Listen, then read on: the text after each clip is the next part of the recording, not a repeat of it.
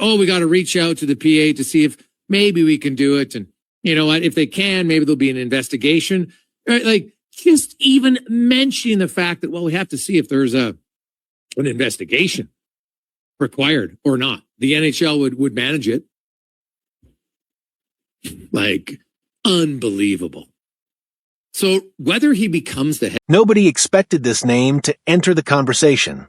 When the Edmonton Oilers began searching for their next head coach, most people assumed the shortlist would look exactly the way coaching searches usually do. Proven names, familiar names, coaches with recent NHL success and relatively little controversy attached to them. Fans debated candidates like Bruce Cassidy, Peter Laviolette, and Craig Berube. The discussion felt predictable, logical, and safe. Then everything changed. Out of nowhere, one name suddenly emerged that immediately divided the hockey world and sent shockwaves through Edmonton's fan base. Mike Babcock. Yes, that Mike Babcock. A coach who hasn't worked behind an NHL bench in years. A coach whose career became defined as much by controversy as by championships. A coach who was hired by Columbus, never coached a single regular season game, and resigned before the season even started after allegations about his conduct surfaced almost immediately. For many people, the possibility sounded impossible. But here's what makes this story impossible to ignore. This is no longer just speculation floating around social media. The conversations are real, the meetings have happened, and multiple trusted insiders have indicated that Edmonton is seriously exploring this path. According to reports from respected NHL insiders, Babcock has already met directly with Oilers owner Daryl Katz. Not through intermediaries, not through a quick phone call. A face-to-face meeting with the person who ultimately signs off on the organization's biggest decisions. And that wasn't the end of it. Reports also indicate that Babcock met with members of Edmonton's leadership group, the players responsible for setting the tone inside the dressing room, the veterans whose opinions matter when major organizational decisions are being considered. That's significant. Teams don't arrange meetings like that simply to satisfy curiosity. They don't bring ownership, management, and leadership players into the process unless the possibility is being taken seriously. And that's exactly why this story has become one of the most talked about developments in hockey. Because no matter how successful Mike Babcock's coaching resume may be, his reputation remains one of the most complicated in modern NHL history. During his years with the Toronto Maple Leafs, former players shared stories about methods they viewed as manipulative and unnecessarily harsh. Some described an environment where fear played too large a role in daily operations. Others suggested that personal relationships between players and coach often became strained. Eventually, those concerns became impossible to ignore. His tenure in Toronto ended, and many assumed his NHL coaching career was effectively over. Then came Columbus. The Blue Jackets hired Babcock, hoping for a fresh start. Instead, the situation unraveled almost immediately. Reports surfaced that players had been asked to share personal phone content with him.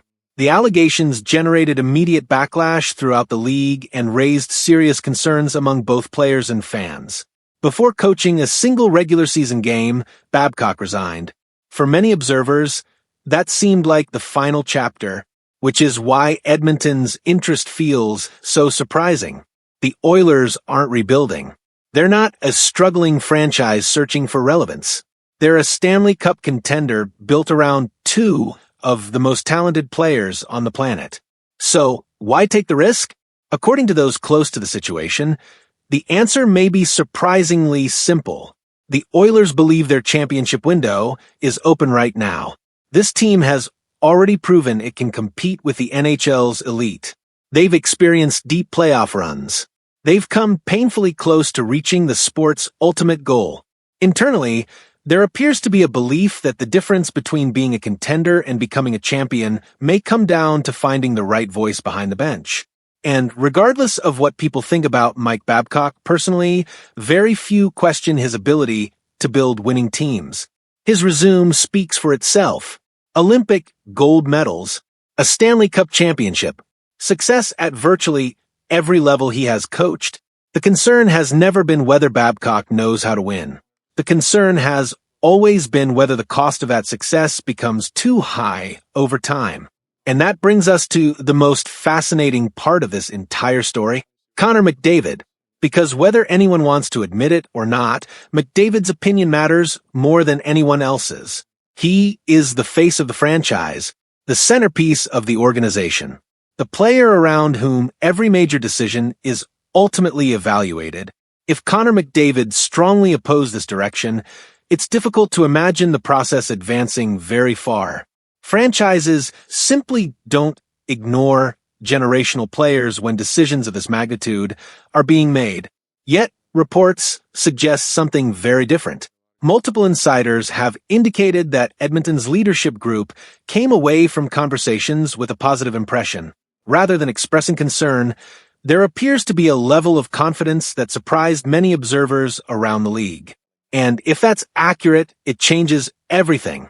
Because suddenly this isn't a story about ownership forcing a controversial decision onto reluctant players.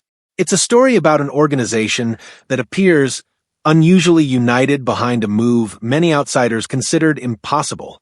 That unity becomes even more important when you consider McDavid's future. The superstar captain is approaching a critical stage of his career. Contract discussions and long-term planning are becoming increasingly important topics around the organization. Every decision made by management carries added weight. Every hire, every trade, every strategic move. The Oilers know that creating a championship environment isn't just about winning next season. It's also about convincing their franchise player that the organization has a clear path forward. Hiring a coach McDavid, openly rejected, would create obvious complications. Moving forward with a candidate who appears to have support from a leadership group is a very different situation altogether. But that doesn't mean the challenges disappear. Far from it. Meeting someone in a conference room and working together through the pressure of an NHL season are two completely different experiences. An introductory conversation happens under ideal conditions. A season does not. There will be losing streaks, injuries, frustration, media scrutiny, high-pressure playoff expectations.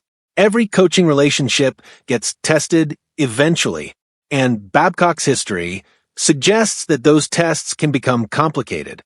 Even supporters of this potential hiring acknowledge that the real evaluation wouldn't begin until games are actually being played.